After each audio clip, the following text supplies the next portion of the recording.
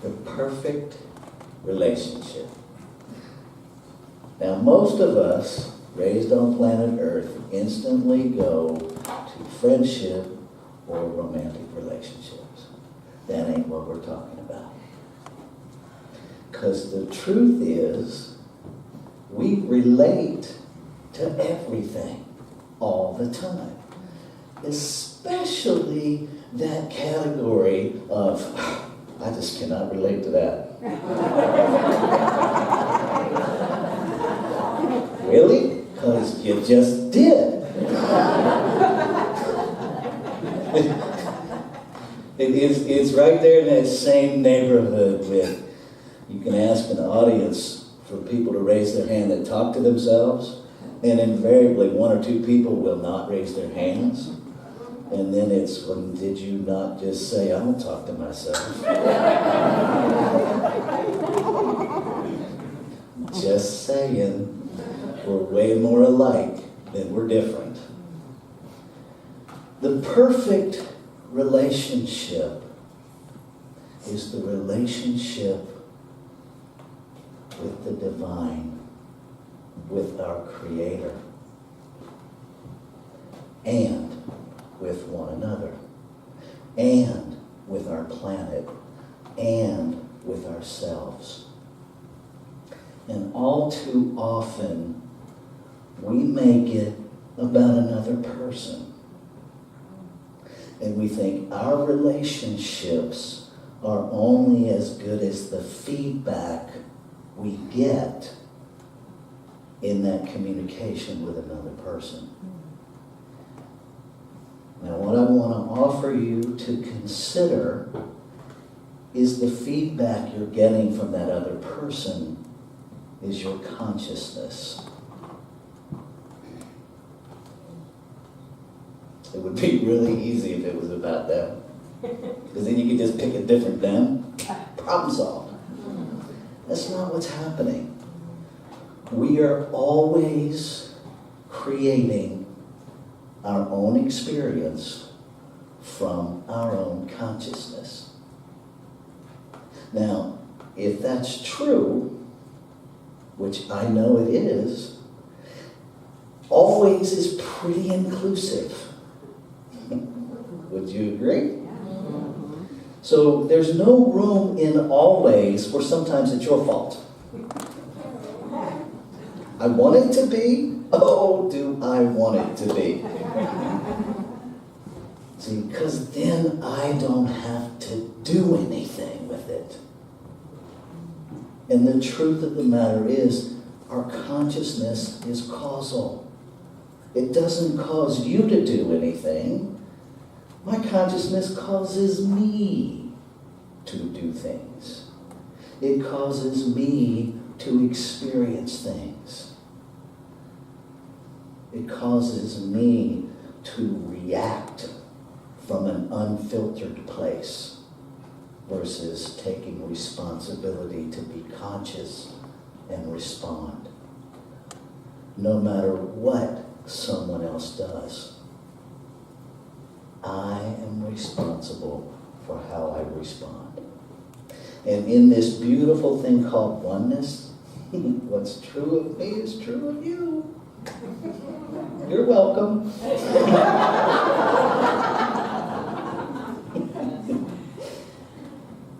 I'll read you a couple of quotes, because it's pretty amazing how these concepts cross centuries and different lines of thought.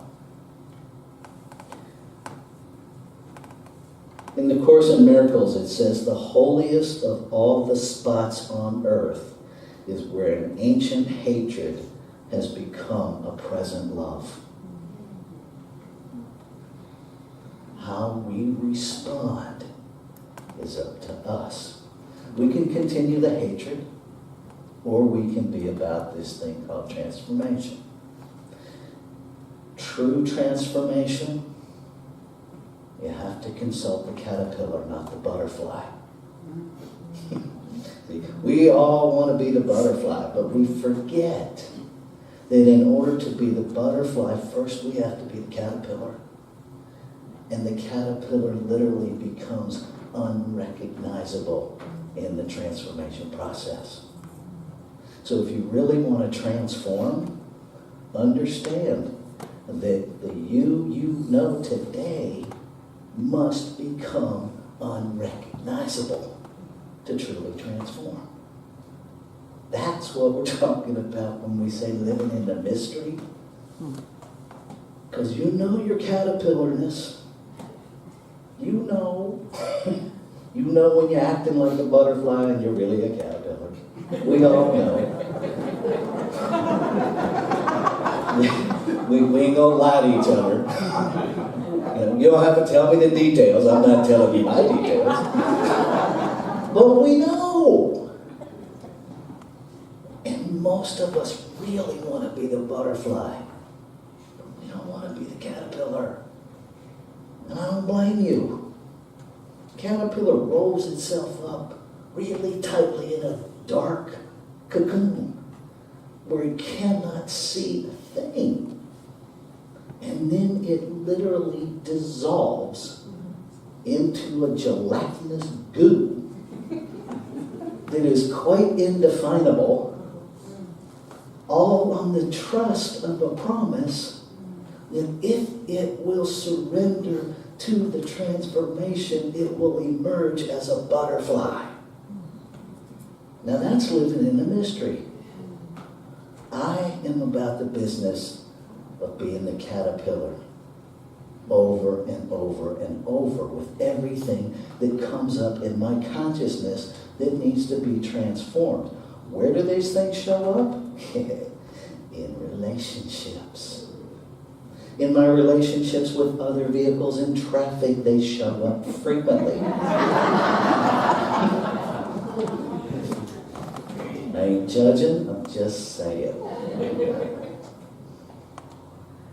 In the Bible, in the Sermon on the Mount, Jesus is teaching and he talks about turning the other cheek.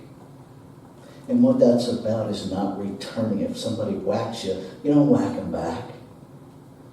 You turn the other cheek. Now there's a lot of things we can study even deeper in that, because part of it is in the times it was permissible to slap someone with an open hand, but not with a backhand. So if you slap me with an open hand and I turn the other cheek, I put you in the position to dishonor yourself. Things are not always as they appear. Socrates, even though at the end of his trial and throughout, everybody knew he was being railroaded. Everybody knew it. And here's what he says. One should never do wrong in return, nor mistreat any man, no matter how one has been mistreated by him. So even in the face of death, we have this teaching to return love instead of what we got necessarily. Ernest Holmes says it this way. If one sees only unlovingness in others, it is because unlovingness is a strong element in himself or herself.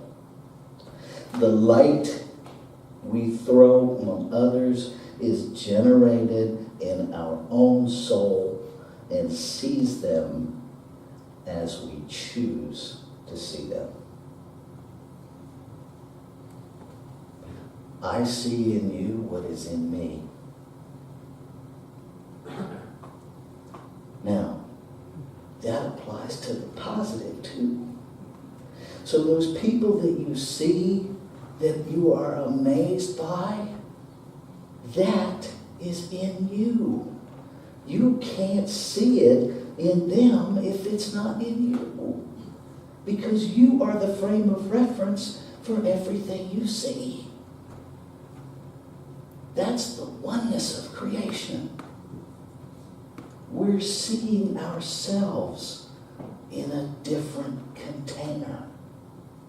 So when you see something in another container that makes you irritated at the face of God, embrace yourself.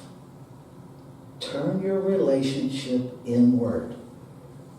Where is that in me? And let go of the behavior. What are you feeling from that behavior? Because it's real easy to get stuck in the behavior of other people. And if that's as far as we go, we miss the gift.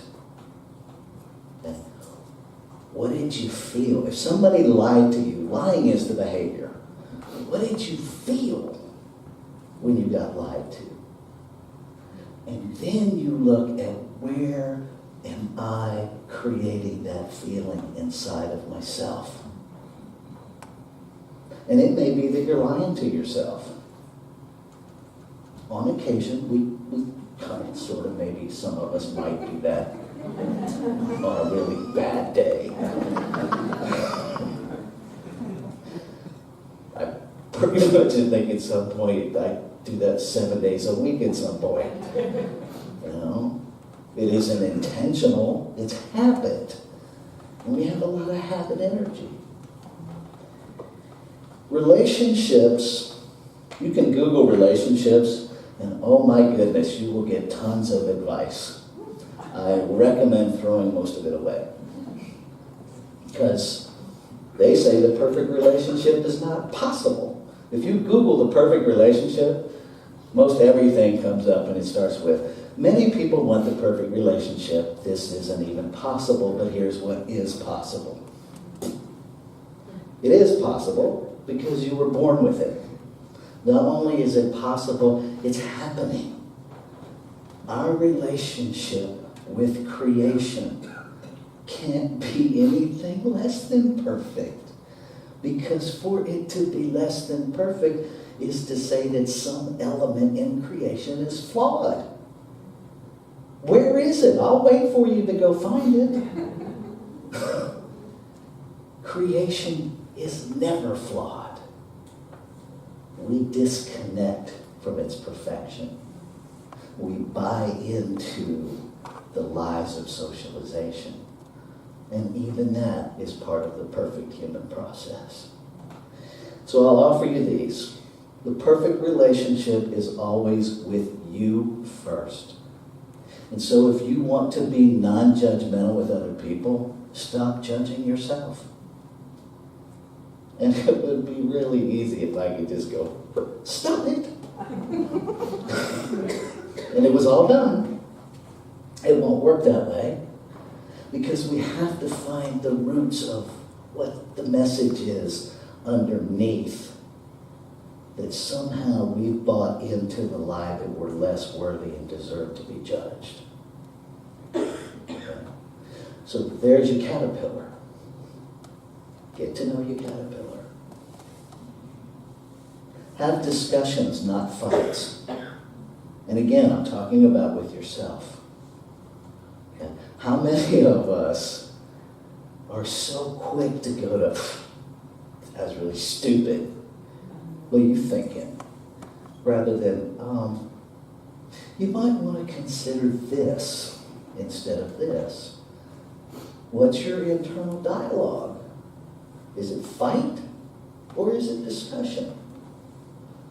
I invite you to discuss with yourself. Ask yourself questions. You know, I noticed that didn't work out the way I thought it was going to work out. What was I actually thinking?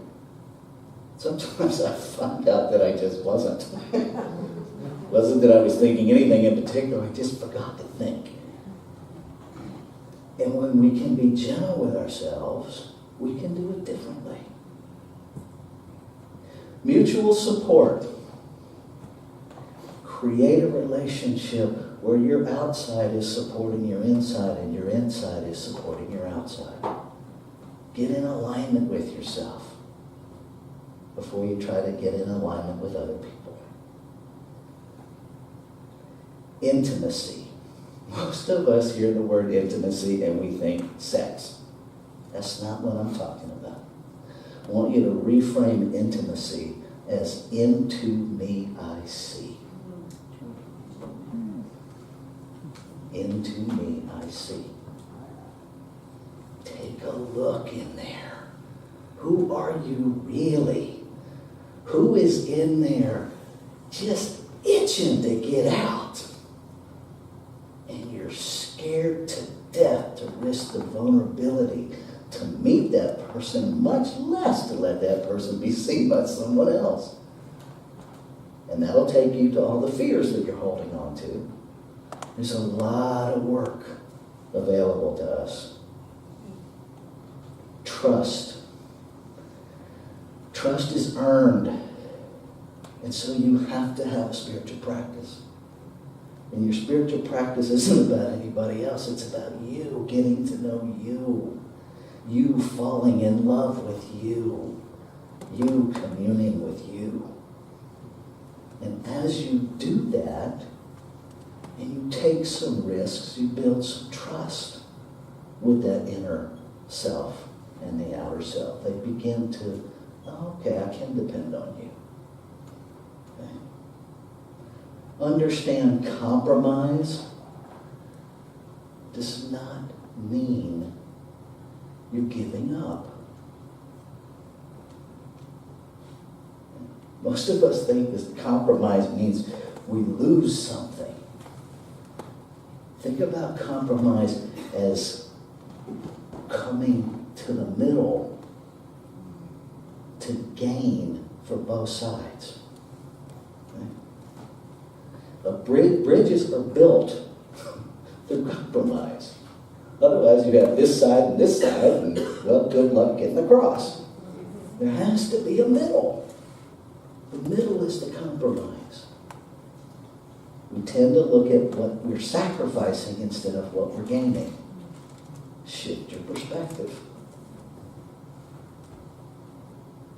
And the final thing, understand that you have a past. Learn from it. You're never going to hear me say, let go of your story with a categorical let go of your story. Because if we all let go of our story, who are we? I have a history. I have a past. I have experiences that have made me who I am. Pull the gift forward. Leave the events where they are. Okay? There is not a thing I've done in the past or participated in the past or that happened in the past that can even remotely possibly happen again. Because then it would be now and it wouldn't be that. It can be similar, but the past cannot recreate itself. So when you're thinking your past is showing up again, it's not. You are creating a whole new episode that looks like it. Might even be the same actors. Usually we pick different actors. We're not even good at sequels and prequels because we pick the same plot with all new people. Maybe it's just me. I don't think it is.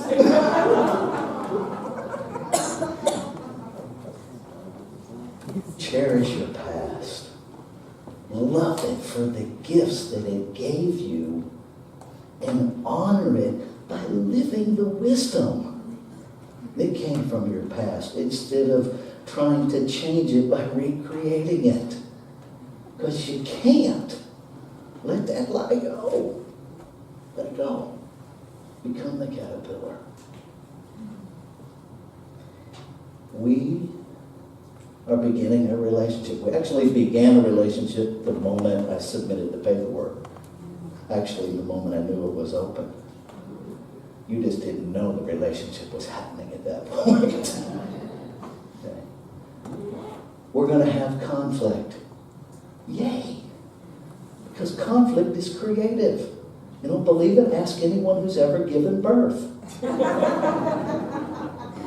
Seriously. Women get it. Conflict is creative. You cannot get pregnant, have a baby without going through some conflict. Conflict is not a bad thing. We're going to have some. Let's stay in the discussion. Let's look for the compromise. Let's learn who each other really is and engage from that place of love. Because I'm here to tell you, ain't no part of me here to change any part of you. That's not my job. That's your job. My job is to present information that makes you think, that makes you question. The answers are already in you. I don't need to give you answers. My job is to give you questions to find those answers. I don't have any answers for anybody. Just want to be clear about that right up front. I am not your guru. I have a sign in my office at home. I'm in the process of duplicating from my office here that says, if I am the greatest authority I have, the situation is already way worse than I thought.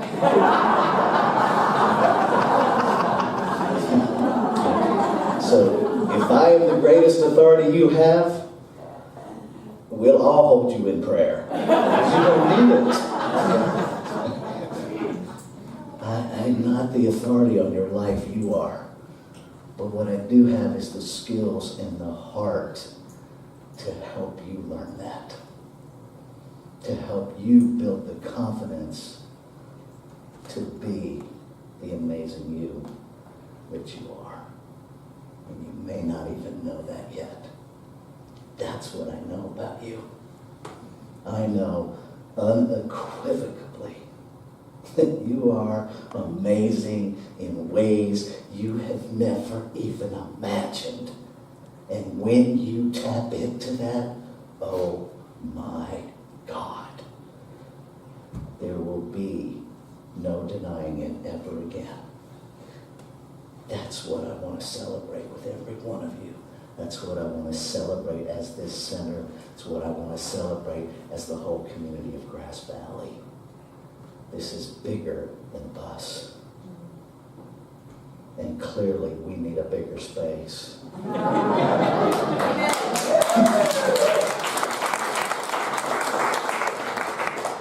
Either that or we have to reshift back to intimacy and everybody sit in each other's laps.